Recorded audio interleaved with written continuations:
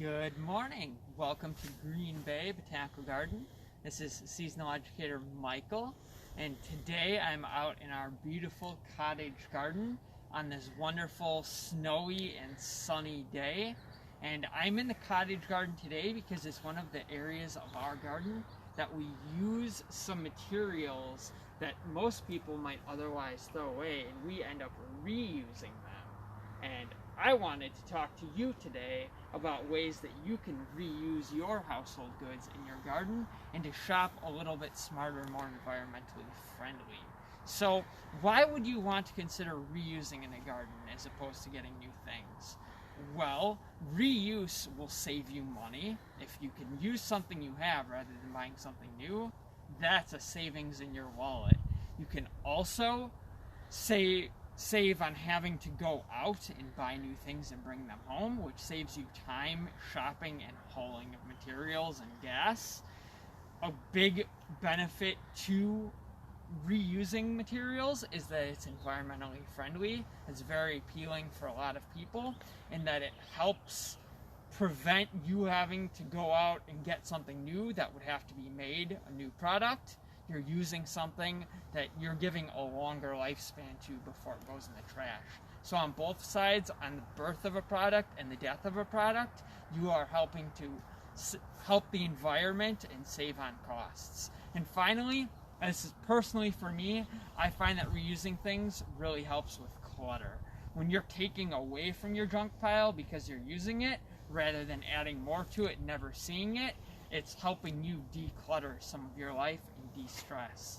So, those are some wonderful benefits to why you'd want to reuse. But what kinds of things can you reuse?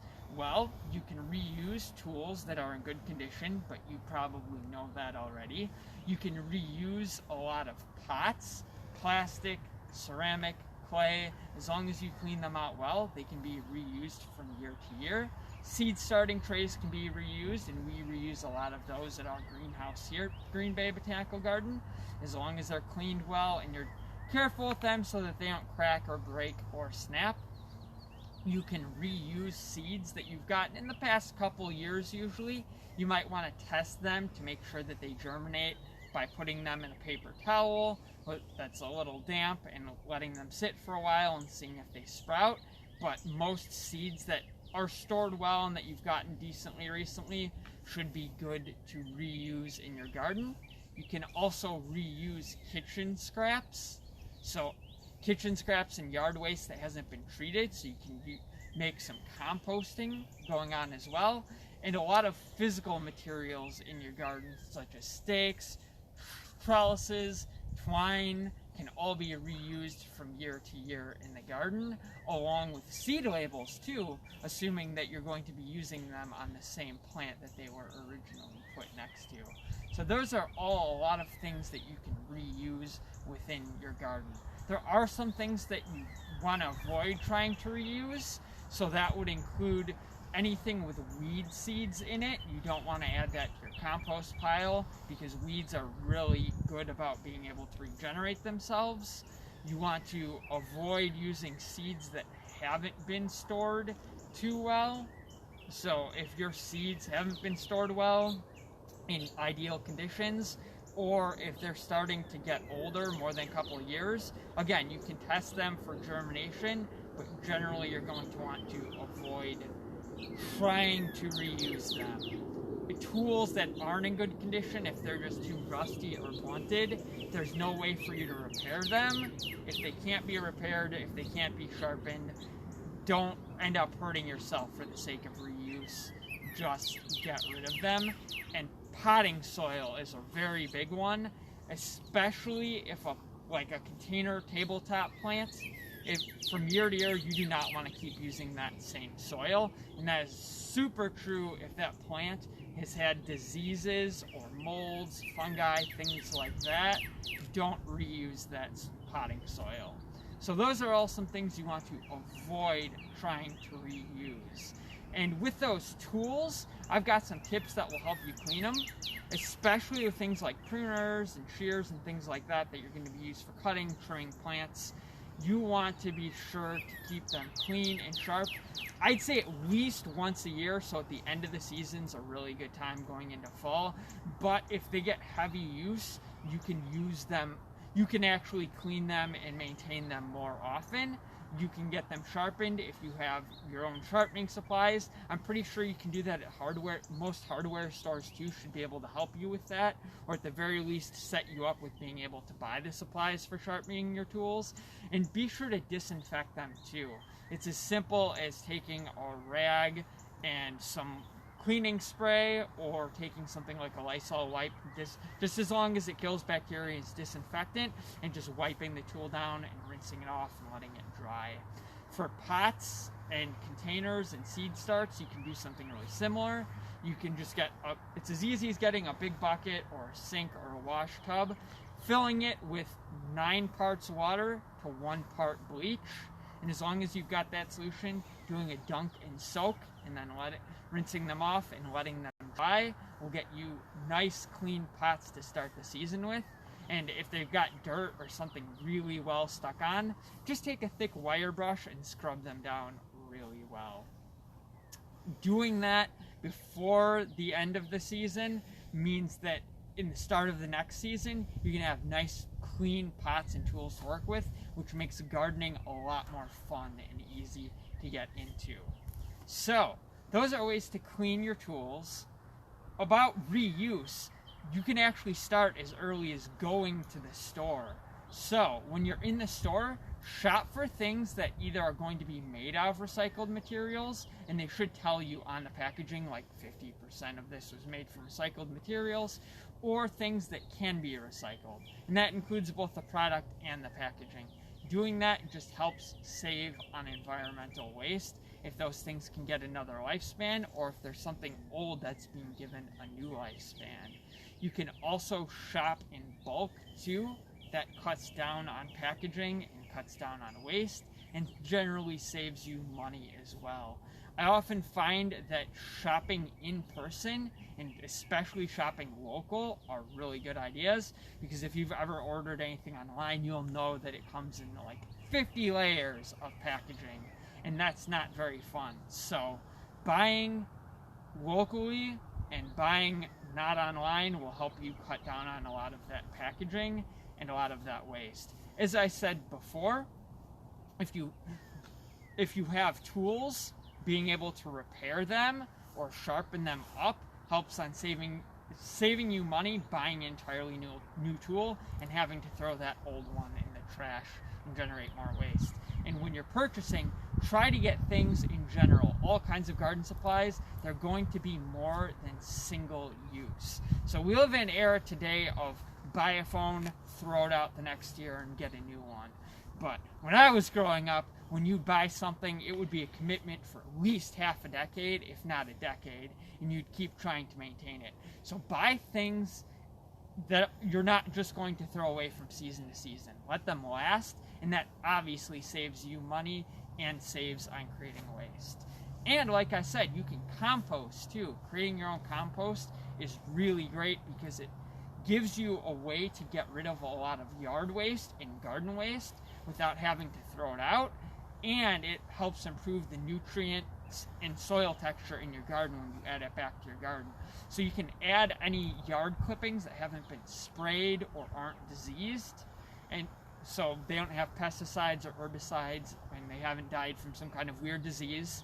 You can also add a lot of kitchen waste. Most things that aren't oily or meaty or dairy or have any like bits of like plastic or non-biodegradable things can usually be added to your compost bin as well. And all those are really great ways to reuse things that normally would just go in the trash. So those are some wonderful tips. We've also got some project ideas too to discuss that allow you to reuse things that normally you wouldn't be able to. So I actually want to mention one of our horticulturists that maintains the cottage garden reuses a lot of branches as natural decorations, and we've got some here in the planter as well as on the trellis. And those are just branches that would be pruned from our trees that are reused, and it's absolutely wonderful. As well as over this way, we've got some bird houses that are made out of gourds that we reuse from year to year too, and actually are made from gourds that hang down, and we empty them out and allow birds to nest inside them and hang them up. So, Michael, we do have a question from Yes. Lisa. She says she gets mold on her soil or dirt when she's trying to plant by seed. What would cause that? Ooh. Well, probably a lot of waterlogged conditions. I'm not sure what exactly spreads molds. Mold spores, from as far as I know, tend to just be in the air and be on a lot of areas, but they tend to actually start growing when the conditions are right at that site for them to be able to spread. So it's likely that it got too moist or damp. I definitely try and get as much of that out of there as you can and refresh that soil bed as you're able to. And a similar thing can happen with bird boxes too. They can start to get pests and problems with that. So disinfecting them in a very similar routine, cleaning them out inside and out, can be a very smart thing to do. But there are lots of awesome, that's a very good question.